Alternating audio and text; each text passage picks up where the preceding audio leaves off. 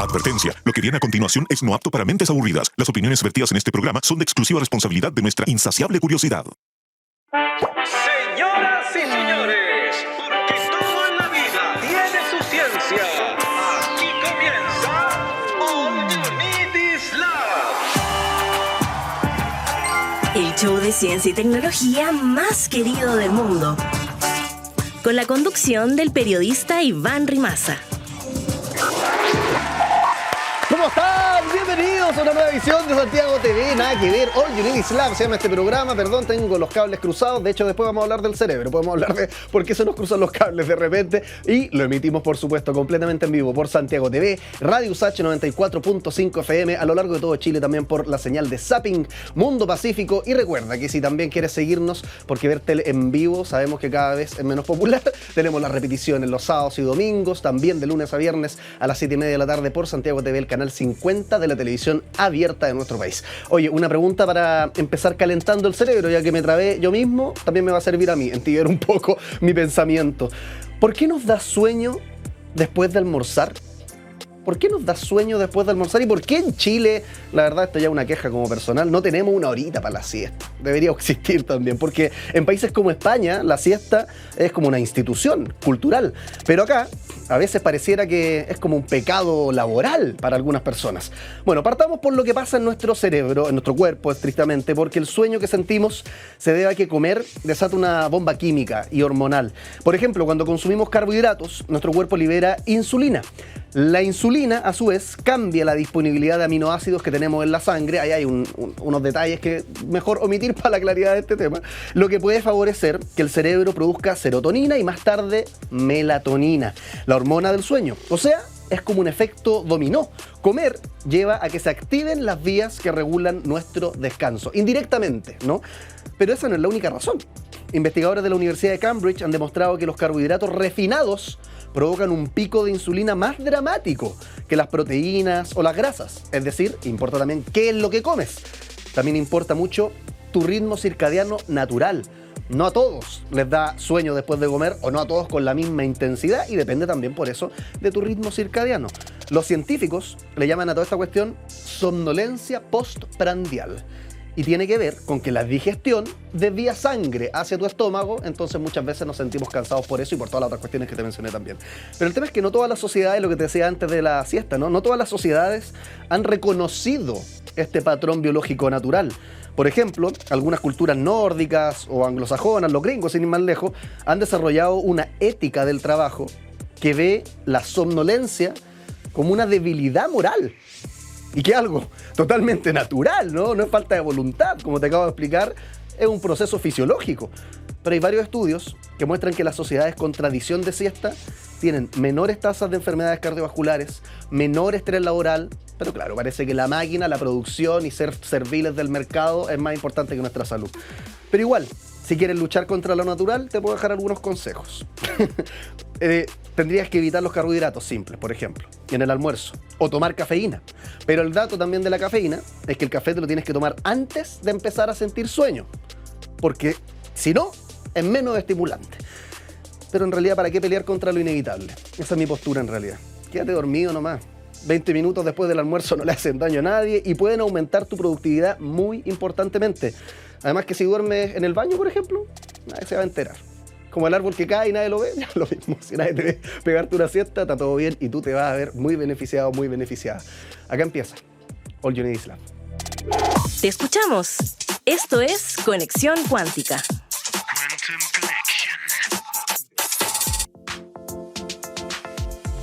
Conectamos, esa es la idea de tener redes sociales, porque como acabo de decir, si un árbol cae en el vacío, nadie lo escucha, ¿se cayó realmente ese árbol? Lo mismo pasa con las redes. Si es que tenemos redes y no los leemos, no las leemos, ¿para qué sirven las redes? De hecho, por lo mismo, aparece aquí abajito a la derecha un código QR que tú puedes escanear con tu celular, como si fuera un restaurante, la carta de un restaurante, que tienen platos increíblemente caros, pero en el caso de nosotros no tenemos nada caro, nada con precios, todo completamente gratis. Nuestras redes sociales, @SantiagoTV, @Radio USACH, @USACHoficial y también @Diario USACH. En todas ellas puedes ver las preguntas que día a día hacemos acá en el programa y respondidas por los expertos que saben, como por ejemplo esta que subimos el día de ayer. ¿El celular es peor que la marihuana? Responde el experto. Hay sujetos a los cuales el celular les arruina la vida de una forma que la marihuana no podría, pero es porque es en esos sujetos en particular. Y en otros, la marihuana les arruina la vida de una forma que el celular no podría. Así que no podemos trazar universales. Lo que sí es para decir es que cada vez hay más evidencia de todos los problemas que conlleva el celular, tal y como está configurado hoy. El estar expuesto constantemente a publicidad, apuestas, la forma en la que generan mecanismos comparativos a nivel estético y social, indirecto o subcortical entre nosotros, que nos vuelve locos. Lo único que hace a la marihuana no ser considerada tan tóxica como otras en general es que tiene otros compuestos, otros cannabinoides, que no son el THC, que por ejemplo ejercen un factor protector frente a la posibilidad de desarrollar psicosis. El asunto es que cada vez vienen las plantas hoy con más THC y con menos de lo otro. Vos a un sujeto le puedes estar diciendo, esa planta que a vos te hizo poder besar a la primera chica o sobrepasar tus dificultades, tu inhibición social en la adolescencia, en realidad no es tan buena. Y ahora, si la seguís consumiendo, lo único que haces es destruirte, ponele, ¿no? Porque esos sujetos lo que escuchan es que vos les estás diciendo que se están destruyendo y lo único que les ayudó o sirvió en la vida es una aberración. Y vos mirás, ¿cómo están escuchando eso? Si nosotros no estamos diciendo eso. No, claro, pero es que en el psicoanálisis uno escucha desde lo que le falta, no desde lo que tiene. La comunicación humana nunca es completa. Ahí está parte de la conversación que tuvimos el día de ayer. De hecho, pueden seguir a nuestro entrevistado Matías Alaf, que es psicólogo, psicoanalista, especialista en psicofarmacología desde Argentina. Se conectó con nosotros y tiene unas redes sociales súper activas ahí, @psicobarrado. De hecho, subió unos clips también de la conversación que teníamos y le fue increíblemente bien. La gente está fascinada, no solamente con que se aborden estos tipos de temas en la televisión pública y también en la radio FM, sino que también con la respuesta, no moralizante, contrario a lo que muchas veces ocurre también con el consumo de drogas. Veamos los comentarios que dejaron ustedes ahí en las redes sociales. Vamos a ver, lo aparecen ahí en las pantallas de Santiago Televisión. ¿Qué es lo que nos dicen entonces?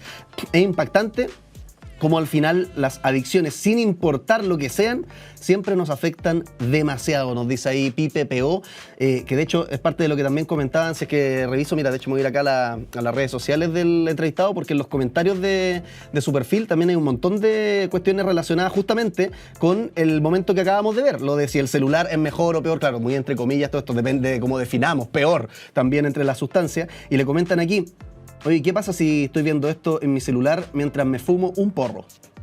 La gente siempre buscándole la octava pata al gato. ¿Recreativo no es medicinal también?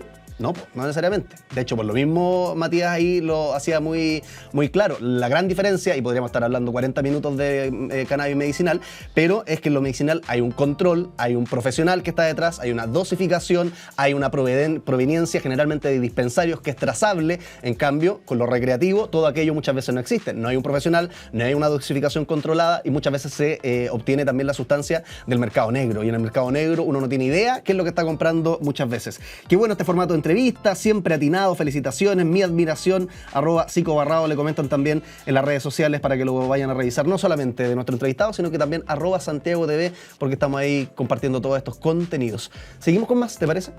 All You Need Is Love. Y ahora, ¿quién podrá explicarnos?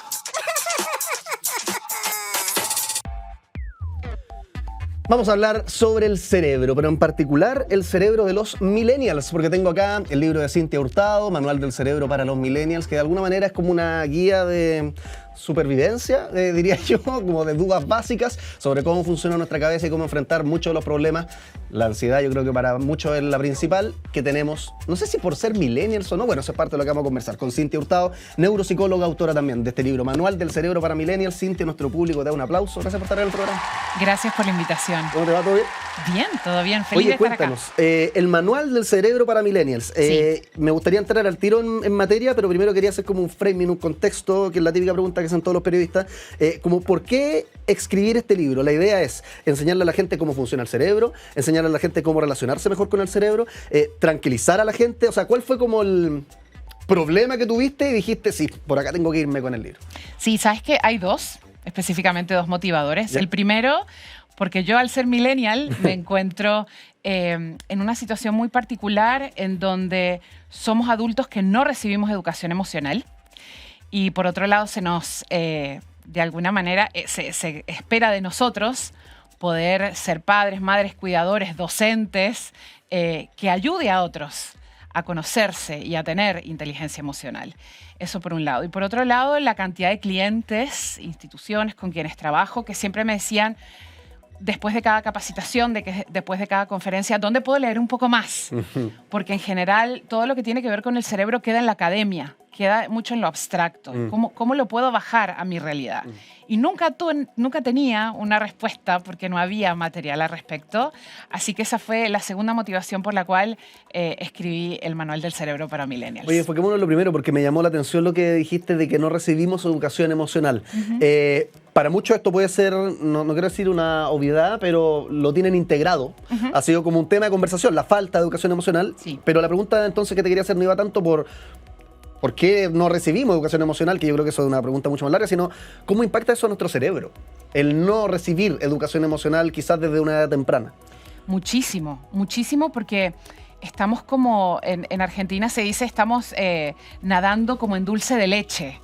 Nos cuesta un poco más porque no entendemos algunas cosas y el ser humano necesita entender el porqué para después explicar y aplicar metodologías.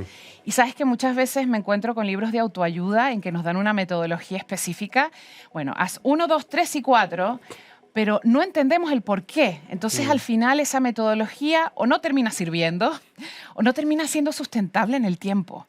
Y cuando yo entiendo que la base de la salud mental es la salud cerebral, ahí entonces hay un clic y empiezo a generar los cambios que yo necesito. Oye, qué interesante lo que dices de los libros de autoayuda, porque mucha gente, de hecho, yo creo que también es parte de la locura del sistema en el que estamos inmersos, que no hay tiempo para educarse muchas veces en cosas que son importantes para nuestro cerebro, y por lo mismo, por la falta de tiempo, la gente muchas veces acude a estos libros de autoayuda como un atajo, ¿no? Porque tienen frases armadas que a muchos les sirven, estos mantras, ¿no? Pero como tú decís, no es lo mismo irse con estos eslóganes, que nos puedan servir o no, que realmente entender nuestras emociones. Sí, sí. Y ¿Cuál es como la gran diferencia? ¿Qué pensáis de los libros de autoayuda? A ver, yo creo que algunos traen información muy importante, pero también muchas veces se nos vende como una receta mágica. Y no hay recetas mágicas. No, sobre todo cuando hablamos del cerebro humano y teniendo en cuenta que existe la neurodiversidad, en donde cada cerebro es una huella humana, no solo a nivel de esencia en las redes neuronales, sino estructuralmente es distinto. De la misma manera que tú y yo tenemos 2 ojos, una nariz, una boca, no somos idénticos, lo mismo pasa con nuestro cerebro. Entonces, a partir de ahí yo tengo que entender que no hay fórmulas matemáticas para nadie y que lo que quizás a ti te puede servir hoy, a mí no me sirva hoy, pero inclusive si algo a ti te sirve hoy, quizás no te sirva la semana que viene. Y está bien eso. Es parte de tener un cerebro que es una estructura sumamente dinámica. Oye, hagamos un recorrido superficial por el libro, obviamente, porque hay el que quiere saber más, lo compra y se lo lee. Pero son como 3 etapas del libro, ¿no? La primera etapa es como bien de contexto, entiendo, como cómo funciona nuestro cerebro. Danos como algunos lineamientos de lo que nos contáis ahí y podemos profundizar más. Claro que sí. Bueno, yo creo que en primer lugar, la primera parte de este manual, que entre paréntesis es como un manual de un electrodoméstico, como características básicas del aparato que tienes en tu mano, lo que ayuda es a conocer más el cerebro e inclusive a desmitificar muchas cosas que hemos aprendido y que hemos arrastrado y que no nos hemos cuestionado. Y ahora que estamos en contexto educativo, por ejemplo, acá en la USACH, pensar en que muchas veces todavía se nos vende la idea de que somos más dominantes de un hemisferio que el otro. Ah, tú estás haciendo matemática. Ah, entonces estás trabajando más el hemisferio izquierdo que el derecho. O por ahí decir, no, yo soy un estudiante más visual o soy más kinestésico. O por ahí temas que tienen que ver con no, yo soy más diurno y ella es más nocturna. Hay mucho. Esto lo alondra. Exactamente. Y que son al final va como muy casi que autoayuda para esa cuestión. Claro, claro. Y hay mucho mito detrás de esto, ¿no? Y lo bueno es que en los últimos años la tecnología nos ha ayudado muchísimo a entender el cerebro y teorías que vienen de los años 60, aunque no lo creas, muchas de las que te mencioné anteriormente, la tecnología viene a decir no. El cerebro no funciona así. Y es bueno saberlo porque es la máquina con la que trabajamos todos los días. Oye, ¿sabes qué me gusta de lo que dijiste de los hemisferios? Y me recordó otra cuestión que tiene que ver con como entendimientos que superficialmente podrían parecer científicamente precisos, pero que terminan siendo como le dicen de hecho en la neurociencia, como heurísticos, ¿no? Como atajos para entender esta cuestión más fácilmente. Y te doy otro ejemplo y ahí podemos profundizar en eso. Está mucho esto de los como 12 tipos de apego. Se habla mucho, no sé si lo has escuchado, como 12 tipos de personalidad, no sé cómo es. Y algunos dicen que está el apego ansioso, que está el apego evitativo, que está el no sé qué, y tiene unas letras muy raras. Y lo que me pasa con esa cuestión, y yo escuchando a muchos amigos, es que la gente se identifica con esto casi como que fueran signos del horóscopo, ¿no? Correcto. O como que fuera una raza. Yo soy este tipo de Pokémon y solamente soy apego evitativo. Y por eso me pasa todo lo que me pasa en mi vida. Sin entender, y yo creo que ahí lo conecto con lo del hemisferio, que claro, quizás eso nos ayuda y es más fácil. Y de hecho tiene una base científica real. Hay un psicólogo que propuso esta cuestión. Pero el cerebro es muy complejo como para reducirlo a 5, 6, 12 o las categorías que sean, ¿o no? Lo mismo pasa con los hemisferios. Totalmente. Y además tenemos que entender que en el área humanística, sobre todo, hay muchas teorías. Que no son realidades. Que no son hechos biológicos. Entonces, cuando nosotros estudiamos el cerebro y observamos, por ejemplo, que una persona está haciendo una operación matemática y le colocamos electrodos para estudiar la actividad cerebral, no vemos solamente actividad en el hemisferio izquierdo. Vemos unos fuegos artificiales en todo el cerebro. De la misma manera, y esto viene también a refutar un poco esta teoría, es cuando, lamentablemente, en casos muy graves de epilepsia, donde se tiene que extirpar el hemisferio izquierdo, donde entre paréntesis están dos estructuras que tienen que ver con la producción y el entendimiento del lenguaje, que es el área de Broca y el área de Wernicke, que solo están acá en el hemisferio izquierdo. Cuando se le remueve el hemisferio izquierdo a estos pacientes, cuando se despiertan, pueden hablar, pueden entender lo que se les dice y pueden vivir relativamente de forma normal, adaptativa, como el resto de los mortales. Entonces uno por ahí dice, ¿qué pasó? Me quedé sin hemisferio izquierdo, no puedo hablar. El cerebro te dice, no, claro que no. Yo tengo la capacidad de reorganizarme y puedo utilizar estructuras y redes neuronales que usaba para otras cosas, las adapto y entonces puedo ayudarte a hablar y entender. Qué fascinante, porque lo mismo que alguien podría interpretar como frustrante, es a la vez, lo leo yo, como apasionante, ¿no? Sí. Porque como humanos, naturalmente, tendemos a querer hacer más fácil la cuestión. O sea, reducir etiquetas, categorías, que es lo que hacen los libros de autoayuda que tú mencionabas al principio, pero la complejidad, no solo humana, sino que cerebral, es tal que de repente, y me recuerda lo que pasa de repente con entrevistado a expertos en física cuántica, que es como, nos tenemos que resignar a que hay muchas cosas que no entendemos, y está bien, está bien. Así es. Así es, y seguiremos avanzando y cosas que pensábamos que eran así, no seguirán siendo así. Y esa es la fascinación y yo creo también el desafío que tenemos los seres humanos. Porque al final, y esto es algo en lo cual soy muy incisiva, mi herramienta de trabajo no es un celular, no es el computador, no es un micrófono. Al final mi herramienta de trabajo es mi cerebro. Claro. Si mi cerebro funciona bien, puedo potenciarlo, puedo saber qué necesita y todo lo demás entonces va a estar funcionando de manera correcta o un poco mejor. Entonces, si no lo conozco, ahí entonces voy a estar dando manotazos a lo largo de mi vida, queriendo quizás echarle la culpa a la afuera, a mi crianza, a mi tipo de apego, y no haciéndome cargo de las cosas que yo sí puedo hacer todos los días. Y qué interesante que mencione el celular o el computador, porque de hecho hay otros psicólogos, neuropsicólogos, que hablan como de las 4E, que es como que la mente no está solamente en nuestra cabeza. Entonces hablan del embodied o de la enacción o qué sé yo, y de alguna manera también el computador, el celular, si bien no son parte de nuestro cerebro, y es parte, de hecho, de lo que desarrolláis en el libro, como nos pueden generar ansiedad y tantas otras cuestiones, así como también ser grandes beneficios. O sea, herramientas que usamos terminan alterando nuestro cerebro químicamente. 100%. Y pasa lo mismo. ¿El celular es malo? No. Pero necesito conocerlo para poder administrarlo. Claro. ¿No? Y lo mismo le enseñamos a los niños. El YouTube. Ok, te enseño cómo funciona para que tú después tengas la habilidad de decir esto sí, esto no. Lo mismo pasa con nuestro cerebro. Oye, Cintia, después avanza el libro y habla de funcionamiento cerebral óptimo. Sí. Y yo al tiro tengo una pregunta, porque hay varias cositas que me gustaría menuzar, pero la primera es, ¿qué es óptimo? ¿Qué entendemos por funcionamiento cerebral óptimo? ¿No estarla pasando mal? ¿Tener buena salud mental? ¿O es mucho más que eso? ¿Es más de índole biológica, fisiológica? Sí, tiene todo que ver. Todo comportamiento tiene un correlato en lo emocional. Y todo lo emocional tiene un correlato en lo neuroquímico. Si yo estoy feliz, genero ciertos neuroquímicos y eso genera ciertos efectos en mi cuerpo. Si estoy recibiendo un masaje y estoy empezando a relajarme, hay ciertos neuroquímicos que se generan y hay ciertos efectos en mi cuerpo. Entonces hay una correlación constante. Ya. Entonces cuando yo entiendo eso, entiendo que hay cosas que favorecen a que yo tenga un funcionamiento más óptimo. Es decir, óptimo no quiere decir que yo siempre esté con una cara de feliz cumpleaños. Eso no es salud mental. Que muchas veces esconde... Totalmente. Lo que tiene que ver con el funcionamiento óptimo es la capacidad que yo tengo de adaptarme. Y la adaptación no tiene que ver con estar siempre al 100.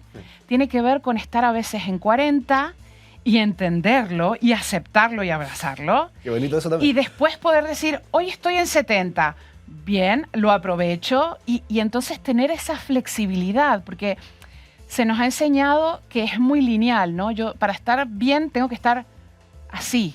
Sí. Y cuando yo veo esto en un ecosonograma o en un enfermo y hace tú, hay muerte. Claro, no hay dinámica. No hay dinámica. Para que haya vida tiene que haber movimiento. Sí, bueno. Y la salud mental tiene que ver con eso. Esa famosa resiliencia tiene que ver con mi estado óptimo. De yo decir, ok, en este momento estoy pasando por un duelo, lo acepto, lo vivo, lo gestiono, porque yo entiendo que después va a haber un cambio, porque no es algo permanente.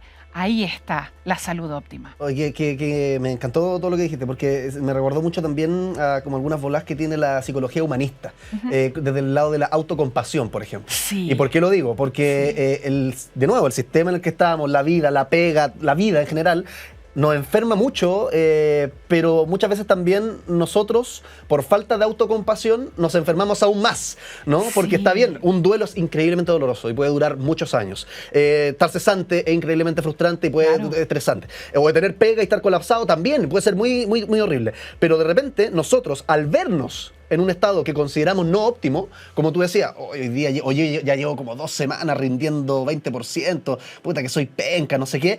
Eso al final, la falta de autocompasión, hace que sea todavía más horrible y es un bucle, ¿no? Hace que los efectos químicos en el cerebro se intensifiquen. Totalmente. Y sabes que las palabras literalmente cambian nuestro mapa neuronal. Sí. Es así de complejo. Me gusta pensar las palabras como hechizos.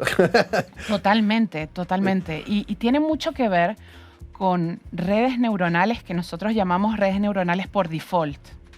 Y son esas redes que se generaron desde que éramos muy pequeños.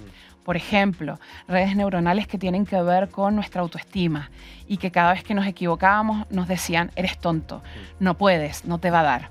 Entonces, al momento de yo presentar un desafío, por ejemplo, estar cesante y yo envío 50 currículum y nadie me contesta, lo primero que se activa es esa red, exactamente, esa red. Soy un fracaso, no me va a servir y de alguna manera este diálogo interno le está dando de comer, refuerza esa red neuronal. Cuando de repente sería mucho más sano decir, no me llamaron, será porque, no sé, están buscando otro tipo de persona, perfecto, sigo con mi vida. Y que puede ser igual frustrante y todo, pero no entro en este bucle. Sí, y tiene que ver también con, si alguno de ustedes que nos está escuchando, nos está mirando, está en un proceso así, que la espera que el proceso tenga un propósito. Entonces no es yo esperar pega y estar entonces, lo envío los currículum y estar echado... En un vacío. Claro, en un vacío. Decir, ok, ¿qué puedo hacer yo mientras espero? Entonces, por ejemplo, yo me quejaba en mi pega anterior porque yo no podía ir al gimnasio. Entonces, aprovecho este espacio, honrar aquello, claro, para hacer ejercicio. El ejercicio va a oxigenar mi cerebro, yo voy a tener más dopamina, más endorfina, voy a mejorar mi estado de ánimo, me voy a relacionar con otros y por ahí en el gimnasio, quién sabe, si al lado de la caminadora me pongo a hablar con Iván y resulta que Iván me dice, oye, ¿por qué no me envías tu currículum? Claro. Entonces, me abro a posibilidades en vez de estar en este bucle, como muy bien dices, de un diálogo interno que es sumamente duro y crítico conmigo mismo. Oye, Cintia, de hecho, en este capítulo del funcionamiento cerebral óptimo habla como un concepto que lo encontré súper sexy, que es hackear el cerebro. Sí. No sé si parte de todo esto que estábamos diciendo es como tips para hackearlo o a qué te refieres con hackear nuestro cerebro. Sí, tiene que ver con conocerlo para poder saber cómo puedo cambiarlo, cómo potenciar esa neuroplasticidad. Ya. En parte tiene que ver, sí, con ser más consciente de mi diálogo interno y el cerebro es muy sensible a este tipo de cosas, pero también, y aquí hablamos ya de salud cerebral específica. Y aquí, si me permites, quiero hacer una diferenciación. Porque hay veces que me preguntan, ¿cuál es la diferencia entre salud mental y salud cerebral? Y siempre quiero pensar en un auto, ¿vale? La salud cerebral sería el motor. Y yo decir, tengo este motor, necesita este tipo de aceite, necesita este tipo de agua, necesito hacerle mantención cada tanto. Y la salud mental sería el resultado de tener mi cerebro o mi motor funcionando bien, entonces yo voy a 180 kilómetros por hora. Claro. Lo biológico es psicológico y lo psicológico es biológico. Totalmente. Claro. Totalmente. Entonces, cuando yo entiendo que mi cerebro, para tener buena atención, para poder gestionar emociones, para tener la posibilidad de hacer un stop y decir, a ver, ¿por qué me estoy tomando esto tan personal si nadie me dijo mi nombre? Si nadie dijo mi nombre, igual yo estoy tenso, estoy tomando... Entonces, tengo que entender que hay ciertas cosas que esta máquina necesita. Por ejemplo, alimentarlo de manera adecuada. No todos los alimentos van a fomentar la salud cerebral, pero sí hay ciertos alimentos a los que yo puedo utilizar para funcionar mejor. Por ejemplo, el descanso. Es algo que hemos perdido mucho y que lamentablemente gracias a la pandemia ha pasado a ser una problemática mucho peor. Yo puedo usar 500 suplementos, puedo tomar ginkgo biloba, puedo tomar ashwagandha, claro, puedo tomar omega 3, puedo hacer mucho ejercicio físico y puedo estar en meditación todo el día. Pero si yo no descanso de forma correcta, es decir, las horas que corresponde y a las horas que corresponde, mi cerebro no va a poder metabolizar todos estos antioxidantes, flavonoides, polifenoles que yo estoy consumiendo o que estoy produciendo a través del ejercicio físico, etc. Entonces, es saber cómo funciona esa máquina para yo entonces, como agarro con la licuadora o con la procesadora y digo, ¡ah! No era solo para hacer jugo, yo puedo hacer un helado, puedo hacer una salsa, puedo hacer una sopa. Eso lo haces, lo conoces cuando lees el manual. Oye, Cintia, te habrás dado cuenta, tenemos preguntas fascinantes en este programa, pero también tenemos juegos, como por ejemplo... ¡La ruleta! Y mira, tengo una ruleta acá, no hay que asustarse. Una divulgadora se la puede con todo, yo estoy seguro de aquello. ¿Y cómo se trata este juego? Nadie gana, nadie pierde, no hay reglas. Simplemente cada uno de estos colores se corresponde con una pregunta que haría un joven, un millennial, sobre nuestro cerebro. Me encanta. Entonces, cuando se detenga en un color, yo voy a decir la pregunta a la cámara y la idea es que tú la respondas lo mejor que puedas, lo más extenso que puedas. Vamos. ¿Te parece? Claro que sí. Giremos la ruleta entonces a la cuenta de 1, 2 y 3. Mientras conversamos con Cintia Hurtado, neuropsicóloga, autora del Manual del Cerebro para Millennials. ¿Cómo funciona esta cabecita que tenemos? Que la amamos, pero a veces también la odiamos. ¿Dónde se detiene la ruleta el día de hoy? Más aceitada que nunca. Miren, el color verde musgo. Veamos qué pregunta se corresponde con el color verde musgo. Entonces, para Cintia Hurtado, ¿cómo es el cerebro de los millennials? Responde la experta. Muy buena pregunta. Tenemos que entender que en primer lugar no hay un cerebro igual al otro, como habíamos hablado. Sin embargo, todos los factores que afectan al ser humano van a afectar también al cerebro. Por ejemplo, factores sociológicos, factores económicos, factores sociales, factores ambientales. Y los millennials hemos vivido cosas que la generación Z no las vivió y tampoco los anteriores, que son la generación X, que son aquellos que nacieron antes del 81. Por ejemplo, nosotros los millennials vimos la transición entre, por ejemplo, usar el teléfono con la ruedita a pasar a tener un iPhone, por ejemplo. Pasamos de grabar nuestros trabajos prácticos en la universidad en un disquete, aquellos seguramente que estuvieron y lo usaron saben a qué me refiero, a pasar a tener nuestros documentos en una nube. Por ejemplo, los millennials vimos la transición en muchos países latinoamericanos entre la democracia y la dictadura. Entonces, todos esos factores van definitivamente moldeando tu cerebro. Y por eso tenemos características muy particulares. Somos como la crema de la galleta, sin decir la marca. Estamos entre, ¿será que nos tenemos que comprar el terreno y la casa para toda la vida? ¿O será que me voy para los Centennial y vivo la experiencia y me tomo un año sabático y viajo por el mundo? Estamos en el medio. Entonces, eso hace que seamos una generación muy autocrítica, que seamos una generación que tiene más educación y más información que nuestros padres, que tiene también más capacidad adquisitiva, pero que también es muy ansiosa, muy autocrítica y muy autoexigente. Y claro, y no es porque nacer en un cierto rango de años haga que tu cerebro sea de tal forma, ¿no? Sería ir en contra de todo lo que hemos estado hablando toda esta entrevista. No hay categoría rígida, el boomer no es de cierta forma, ni el millennial es de otra, pero, como tú dices, sí se pueden trazar algunas tendencias o constantes. Correcto, claro. Yo jamás voy a poder estar en el lugar de un adolescente hoy, porque mi adolescencia no fue con un celular. Exacto, o sea, se tienen que entender distintos los cerebros de una persona de 50, 60 versus el de una persona de 15 o 20. Totalmente, totalmente. Más allá de la genética, porque tiene que ver esto con estos factores externos que todos los días van cambiando mi cerebro. Mi cerebro no es estático. Por lo tanto, si yo estoy viendo Netflix, si estoy viendo TikTok en vez de Instagram, todo eso va a afectar mi cerebro todos los días. Cintia Hurtado, autora de Manual del Cerebro para Millennials. Aquí está, tú lo googleas y lo puedes comprar si es que quieres. Si no, te quedas con la entrevista, pero de todas formas le agradecemos a la neuropsicóloga Cintia Hurtado por estar acá en nuestro programa. Nuestro público te da un aplauso. Muchas gracias, de verdad. Gracias a ti por recibirme. Seguimos con más, ¿les parece? All You Need Is Love. Hagamos la corta. Ciencia al paso.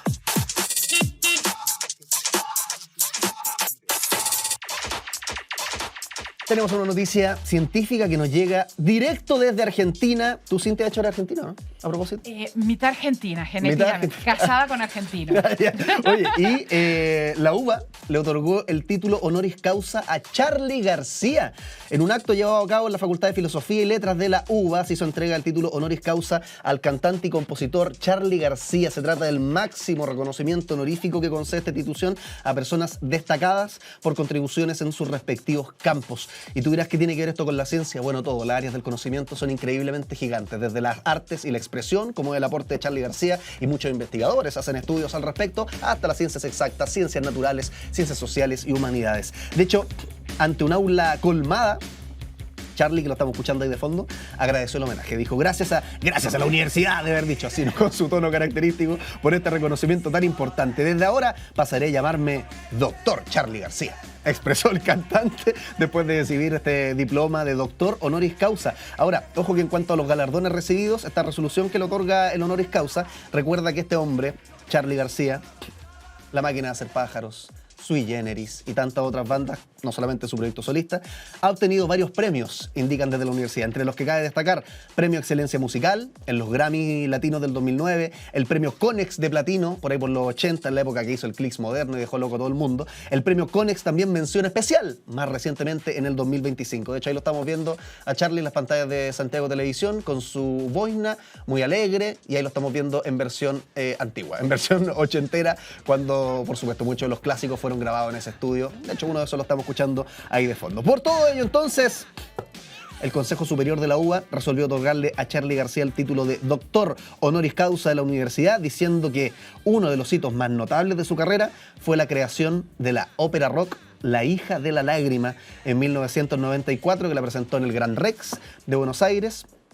Uno de los sitios, no solamente, no el más grande necesariamente, pero sí culturalmente más relevantes para nuestros hermanos argentinos. ¿Qué tal? Charly García. Doctor Charly García, lo podríamos tener acá invitado alguna vez en el programa. Habría que traérselo, eso sí, en un vuelo charter, pero bueno, ahí haremos las gestiones. Seguimos con más después de esta pausa. ¿Te parece?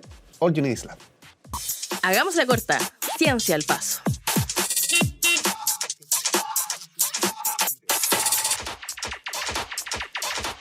¿Cómo les baila? Seguimos.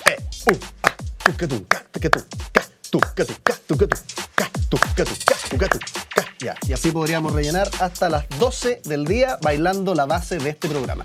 Les voy a contar una noticia científica. La gente que nos escucha por la radio no debe entender lo que pasa. Yo estaba bailando al son de nuestra base musical. Mira, el DJ Pepe Carrizo. A ver cómo suena esa base. Increíble. Increíble. Sigamos. Vamos con los moais de Isla de Pascua que podrían quedar bajo el mar en el año 2080. A finales de siglo, el aumento del nivel del mar podría amenazar con inundar el lugar donde se encuentran algunas de las estatuas moais más icónicas de la Isla de Pascua, también llamada Rapa Nui, según un reciente estudio que se publicó en el Journal of Cultural Heritage. El aumento del nivel del mar es real, no es una amenaza lejana, dicen los científicos que armaron este documento originario de Rapa Nui. De hecho, él se llama Noapaoa, un territorio insular situado en el Océano Pacífico, sabemos, administrado por nuestro país Chile y que es reconocido como Patrimonio Mundial de la UNESCO. La cuestión fundamental, dice el investigador, no era si el lugar se vería afectado, sino ¿cuándo y con qué gravedad?, declara esta persona en un comunicado de la Universidad de Hawái en Manoa. Ahí estamos viendo, de hecho, en las pantallas de Santiago TV los Moais. Yo nunca he ido, francamente, a Isla de Pascua. Además que creo que sale un ojo de la cara viajar para allá, no solamente el avión, que pareciera ser lo de menos, sino que también la hospedería, las comidas, los tours y toda la cuestión. Claro, hay que ahorrar. Sale casi tan caro, creo yo, como, no sé, irse de viaje a Estados Unidos, a España. No es barato, no es barato. De hecho, muchos chilenos y chilenas no han ido a Rapa Nui en su vida y el único Rapa Nui que conocen, no sé, el que está ahí como en Kennedy, que hay uno que está puesto que es como chico, o hay en otras partes de Santiago repartidos Moais, que de hecho hay toda una polémica que podríamos comentar en este programa en otro momento, pero como también los europeos nos robaron una cantidad de tesoros patrimoniales que pertenecían a culturas antiguas de nuestro país, prehispánicas. Los mismos ingleses tienen en su museo un Moai que le corresponde a los Rapa Nui y ha habido, de hecho, hay hartas polémicas, como, oye, suéltate el Moai, le vienen diciendo de Chile a los ingleses, porque claro, es un robo cultural al final que, por supuesto, hoy día no tiene el nivel de violencia con el que fue en la época de que se colonizó y se lo chorearon, pero podría haber una reparación por parte de los ingleses si es que hoy día creen en aquello y que nos devuelvan el Moai. Bueno, volvamos a lo que les estaba contando. ¿Cómo los Moais de la Isla de Pascua podrían quedar bajo el mar en el 2080? ¿Por qué se hace toda esta investigación? Porque fuertes olas llegarían a Ahu Tongariki en ese año, en el 2080. Los científicos en este estudio lo que hicieron fue construir un gemelo digital, entre comillas, de alta resolución de toda la costa oriental de la isla de Rapa Nui y ejecutaron modelos computacionales para simular futuros impactos de las olas bajo distintos escenarios de aumento del nivel del mar. O sea, como con un computador tú le pones, oye, ¿qué pasa si llegara una ola a esta costa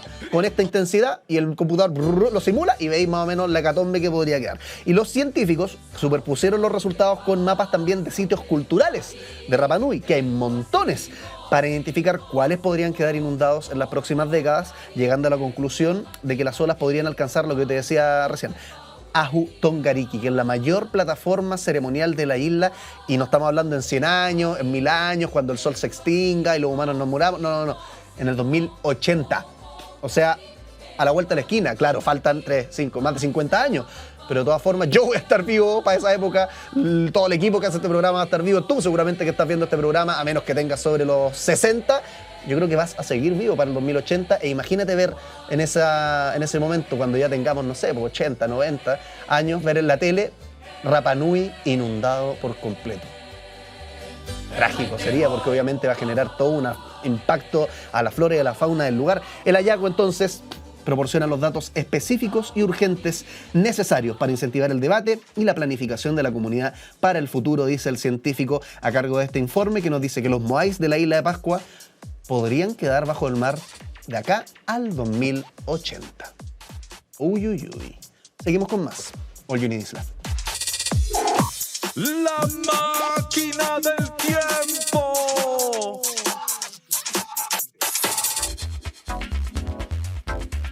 Viajemos en el tiempo para ver cómo eran los gimnastas en la antigüedad. Porque hoy día la gimnasia artística es la misma, chiquillos, en el Switch, esa que tienen como unos palitos como con un hilo y que hacen como cosas así con las manos, o ese otro deporte. Esa es la rítmica, ya. Pero bueno, la gimnasia artística, viajemos en el tiempo para descubrirlo. En la antigüedad, en la Grecia clásica, por ahí por el siglo VI a.C., la gimnasia surgió, aunque tú no lo creas, y aunque estemos viendo ahí en Santiago TV, es Tomás González. Perfecto. Esa entonces es lo que estamos hablando. En la pantalla de Santiago TV vemos a gente deportista con su ropa increíble, haciendo deporte, tonificándose, muy fuertes.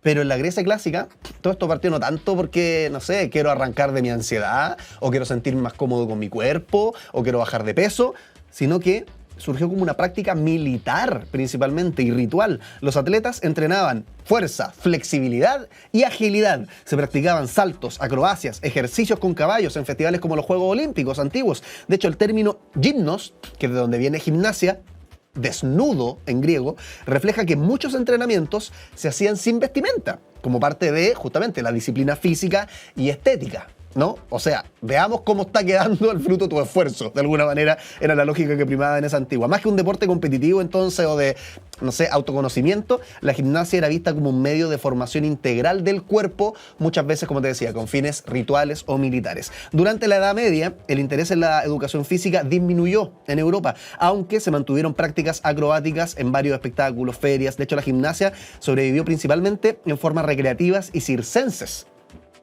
En el circo, o sea, para entretener gente, no tanto como una disciplina deportiva estructurada como la conocemos al día de hoy. Después en el Renacimiento, de hecho, entre el siglo XV y el XVI, con el redescubrimiento de los ideales clásicos, volvió entonces la valoración del cuerpo, de los ejercicios físicos. Te das cuenta como en el tiempo la cuestión va y viene todo el rato, nada es estático, y lo que partió como algo militar, que luego en la Edad Media se fue de alguna manera transformando en algo recreativo, circense, para el entretenimiento de otros, con el Renacimiento volvió a los orígenes que teníamos en Grecia por ahí por el siglo VI a.C., con los ideales clásicos, donde vuelve entonces la valoración del cuerpo, estéticamente hablando, y también los ejercicios físicos.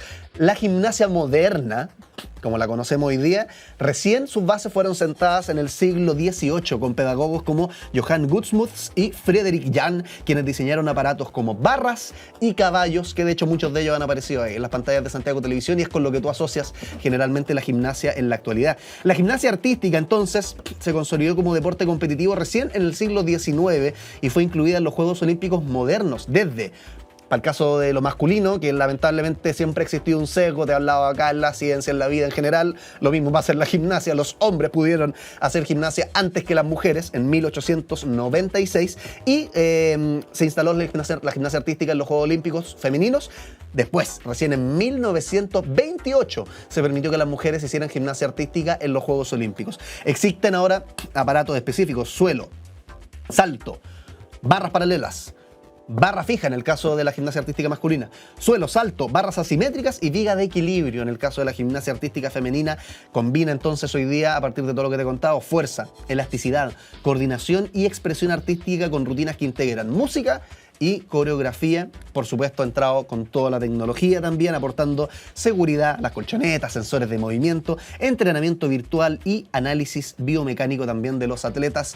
Cada vez la tecnología entra más en nuestras vidas, incluso en lugares donde tú dirías, ¿qué tiene que ver la tecnología con la gimnasia artística? Bueno, todo que ver, particularmente en entornos competitivos, no como los Juegos Olímpicos. Claro, si es que tú estás entrenando en tu casa con una colchoneta, la única tecnología que va a tener es Spotify sonando de fondo probablemente. Pero claro, aparte de eso, mucha tecnología ha entrado también en la gimnasia artística. Así ha avanzado con el mundo, con la máquina del tiempo. Seguimos con más.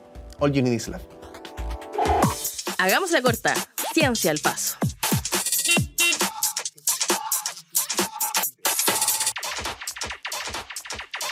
Oye, una última noticia para redondear este programa. Te voy a contar que descubrieron una mutación rara que podría crear un antiviral universal. Aunque parezca extraño, en nuestro planeta Tierra hay varias personas que andan por la vida con un, podríamos decir, superpoder médico oculto. Son portadores de una mutación genética extraordinariamente rara y poseen con ello entonces algo extraordinario, una resistencia prácticamente absoluta contra ciertos virus. Lo que la naturaleza les quitó en un aspecto del sistema inmunológico, podríamos decir que se lo devolvió multiplicado en otro, creando una paradoja biológica que ahora promete revolucionar nuestra lucha contra las pandemias. De hecho, el descubrimiento empezó hace 15 años en el laboratorio de Dusan Bogunovich, inmunólogo de la Universidad de Columbia, cuando se topó con un fenómeno que la verdad lo sorprendió y quedó como condorito, patas para arriba, totalmente plop. Sus pacientes, aquejados por una deficiencia del regulador inmunológico ISG15, ¿qué diablos es eso? No te preocupes, no importa. Significa que tenían una inflamación sistémica leve en su cuerpo, pero persistente, y vio que estos pacientes deberían haber sido más vulnerables ante ciertas condiciones bacterianas. O al menos eso era lo que él creía con su conocimiento previo. Sin embargo, parecían blindados contra el mundo viral. Entonces, ver esto inspiró a este científico. Te recuerdo que es lo que vio hace 15 años. Vio en sus pacientes que unas personas que tenían una deficiencia sistémica inmunológica leve, pero persistente, que todo el sentido común te habría dicho, deberían ser entonces más vulnerables a las infecciones. No, No pasaba eso, parecían blindados contra el mundo viral. Entonces esto inspiró a Bogunovic y a su equipo a desarrollar una terapia experimental que imita temporalmente este superpoder, podríamos decir, inmunológico. Según el estudio publicado, de hecho, el 13 de agosto en Science Translational Medicine, esta terapia ha demostrado resultados prometedores en animales de laboratorio. Estamos hablando de una terapia experimental con tecnología de ARN mensajero. ¿Te acuerdas? ¿Te suena? Algo que encuentro fascinante, una pausa en la noticia que te estoy contando, pero de lo que fue pura tragedia, puro horror y no tiene casi nada de bueno, la pandemia, es que nos educó científicamente en muchas cosas. Como por ejemplo, ahora te digo ARN mensajero y al tiro te acuerdas tú de las vacunas. ¿O no? ¿Soy yo nomás el que quedo rayado con la cuestión? Bueno, te sigo contando. La intervención, de hecho, emplea una tecnología, como te estaba diciendo, similar a las vacunas de ARN mensajero utilizadas contra la COVID-19. Los investigadores diseñaron nanopartículas lipídicas que contienen 10 moléculas de ARN mensajero, codificando proteínas que son las principales responsables de la amplia protección antiviral observada en personas con deficiencia de ISG-15. Y hasta ahora tenemos resultados bastante prometedores contra un montón de virus. ¿Como cuáles? Por ejemplo, te cuento, cuando se administró profilácticamente a través de un goteo nasal en animales, por ejemplo en animales como hámsteres, ratones, la terapia de este científico, que todavía está en veremos y se está analizando, impidió la replicación viral del SARS-CoV-2, que es básicamente el COVID-19, lo que causó la pandemia. También contra el virus de la gripe. También redujo significativamente la gravedad de ambas enfermedades. O sea, más allá de curarte o no, de que eliminó o no los síntomas, porque por supuesto para COVID-19 hay ciertas vacunas, para el virus de la gripe también hay medicamentos, pero este tratamiento hizo que bajara la gravedad de la enfermedad. En cultivos celulares, de hecho, decía el doctor Bogunovic, todavía no hemos encontrado ningún virus que pueda superar las defensas de esta terapia que él está desarrollando. Qué fascinante, ¿eh? Porque muchas personas que caminan por la vida con esta mutación genética, que les genera una debilidad inmunológica, que a su vez eso uno diría, debilidad inmunológica, entonces van a ser vulnerables ante muchas infecciones. No, pues todo lo contrario. Este científico vio en sus pacientes que no pasaba esto en ciertas personas que tenían esta mutación genética que les generaba esta debilidad inmunológica. Entonces dijo, aprovechemos esto que estoy viendo yo, esta cosa rara, esta anomalía. Rara lo digo, no con términos despectivos, por favor, no, estadístico me refiero. Y lo agarró esto entonces, lo empezó a estudiar y vio cómo muchas enfermedades, desde el SARS-CoV-2 hasta el virus de la gripe, podían ser atenuados entonces por esta terapia experimental. ¿Qué tal? Noticias que te entregamos en All You Need Is Love para leer esta jornada. Seguimos con más All You Need Is Love.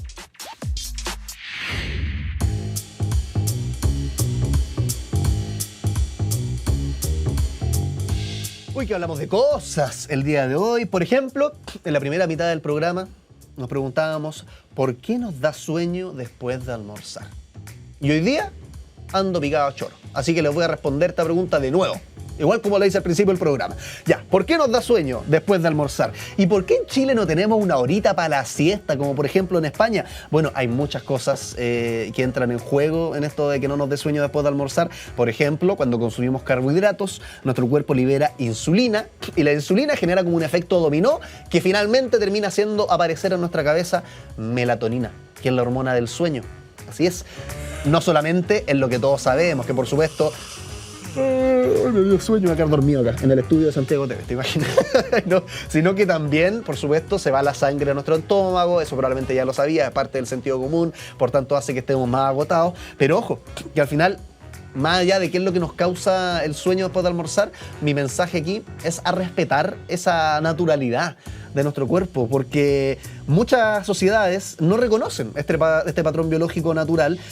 Los mismos gringos, nosotros los chilenos, que nos encanta ser gringos para casi todo, hemos desarrollado como una ética del trabajo que ve la somnolencia como una debilidad moral, cuando al final es simplemente naturaleza fisiológica. Entonces mi recomendación es, quédate dormido en la pega, quédate dormido. Lo importante, eso sí, es que nadie te vea, porque yo acá no quiero que tú te metas en problemas, no te vas a quedar dormido frente a tu jefe, sería poco estratégico. Pero mira, ir al bañito, 10 minutos y cerrar los ojos así, oh, qué rico, sí, de repente un descanso. ¿Y sabéis qué? No es de flojo, al revés.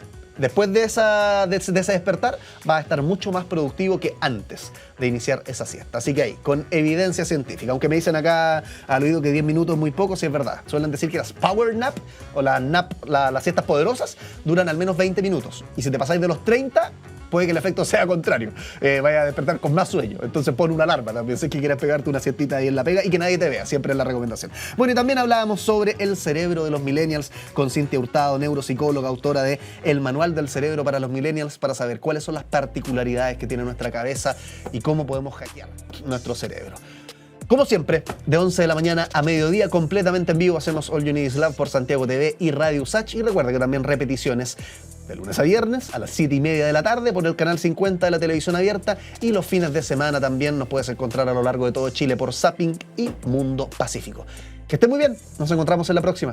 Chao, chao.